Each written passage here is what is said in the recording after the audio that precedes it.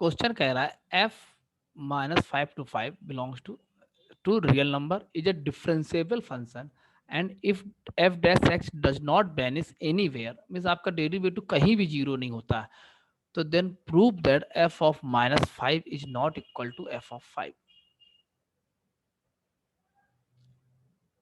आपके फंक्शन का डेरिवेटिव कहीं जीरो नहीं हो रहा है, बात को जरा ध्यान समझिएगा। तो अगर फंक्शन का डेरिवेटिव कहीं जीरो नहीं हो रहा है, देखो डेरिवेटिव जीरो होने का मतलब क्या होता है, डेरिवेटिव जीरो होने का मतलब होता है कि फंक्शन में टर्निंग आने वाली है। मीन्स जैसे फंक्शन टर्न किया ऐसे, तो यहाँ डेरिवेटिव जीरो होता है, या फंक्शन आपका ऐसे हो जाए तो डेरिवेटिव यहाँ जीरो होता है। मीन्स अगर डेरिवेटिव कहीं जीरो नहीं हो रहा है तो फंक्शन या तो आपका ऐसे होगा या तो आपका ऐसे होगा। मीन्स फंक्शन में इस टाइप की टर्निंग नहीं होने वाली है, मतलब फंक्शन आपका टर्न होने वाला नहीं है। ठीक, और अगर फंक्शन टर्न नहीं हो रहा है, या तो इस टाइप का फंक्शन है और या तो इस टाइप का, तो दोनों केस पे कोई दो डिफरेंट पॉइंट पे फंक्शन की वैल्यू कभी भी सेम नहीं हो सकती है। ठीक, दो डिफरेंट पॉइंट पे फंक्शन की वैल्यू कभी भी सेम नहीं हो सकती। ठीक, एक तरीका तो ये ग्राफिकल आंसर जो मैंने दिया। ठीक, अब दूसरा हम लोग करते हैं इसको रोल्स थ्योरम से। वो कैसे करते हैं जरा समझने की कोशिश करिएगा। F x is continuous for x belongs to -5 to 5, क्योंकि आपको डिफरेंशिएबल दे दिया है, मतलब कंटिन्यूअस तो होना ही होना है। Second, f x is differentiable for x belongs to open interval -5 to 5। ठीक है ना। और अब मुझे ये कह रहा है कि F dash x does not vanish anywhere, means आप कोई ऐसा सी एग्जिस्ट नहीं करता है फॉर विच फंक्शन का डेरिवेटिव क्या हो जाए, जीरो हो जाए उस पॉइंट पे। ठीक, तो रोल्स थ्योरम से जरा चला जाए, रोल्स थ्योरम से चला जाए, तो इफ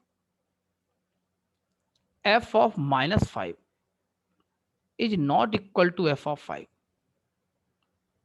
तो दिस इंप्लाइज क्या, f dash c not equal to zero, c belongs to -5 to 5। ऐसा होगा कि नहीं होगा?